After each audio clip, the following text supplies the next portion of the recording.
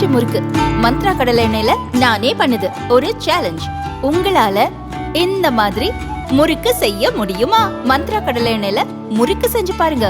Okay. அமெரிக்காவில் அரசு வேலை பெருமளவில் குறைக்கப்படும் என டொனால்ட் ட்ரம்ப் அமைச்சரவையில் இடம்பெற்றுள்ள விவேக் ராமசாமி கூறியுள்ளார். அமெரிக்க அதிபர் தேர்தலில் குடியரசுக் கட்சியைச் சேர்ந்த முன்னாள் அதிபர் டொனால்ட் ட்ரம்ப் வெற்றி பெற்றார். இதையடுத்து அவரது பிரச்சார குழுவில் இடம்பெற்ற உறுப்பினர்களை ட்ரம்ப் முக்கிய பொறுப்புகளில் நியமித்து வருகிறார்.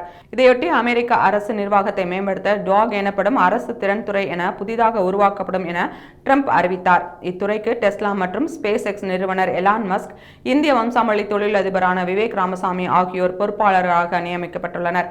இதையொட்டி அமெரிக்க அரசு நிர்வாகத்தை மேம்படுத்த டாக் எனப்படும் அரசு திறன்துறை என புதிதாக உருவாக்கப்படும் என ட்ரம்ப் அறிவித்தார். இத்துறைக்கு டெஸ்லா மற்றும் ஸ்பேஸ் எக்ஸ் நிறுவனர் எலான் மஸ்க், இந்திய வம்சாவளி தொழிலதிபரான விவேக் ராமசாமி ஆகியோர் பொறுப்பாளர்களாக நியமிக்கப்பட்டனர். இந்நிலையில் அமெரிக்க அரசு நிர்வாகத்தில் கொண்டு வரப்படும் மாற்றங்கள் குறித்து விவேக் ராமசாமி கூறுகையில், அமெரிக்க அரசு நிர்வாகத்தில் இருக்கும் பல லட்சம் பேரை நீக்கும் பணியை நானும் எலான் மஸ்கும் தொடங்க உள்ளோம். அரசு நிர்வாகத்தில் அதிகாரிகள் அதிக அளவில் இருந்தால் புதுமைகள் எதுவும் ஏற்படாது, செலவு மட்டுமே அதிகரிக்கும். அமெரிக்காவின் பல துறைகளில் நிலவும் உண்மையான பிரச்சனை இதுதான். சென்ற 4 ஆண்டுகளாக நாடு வீழ்ச்சியை நோக்கி சென்று கொண்டிருக்கிறது.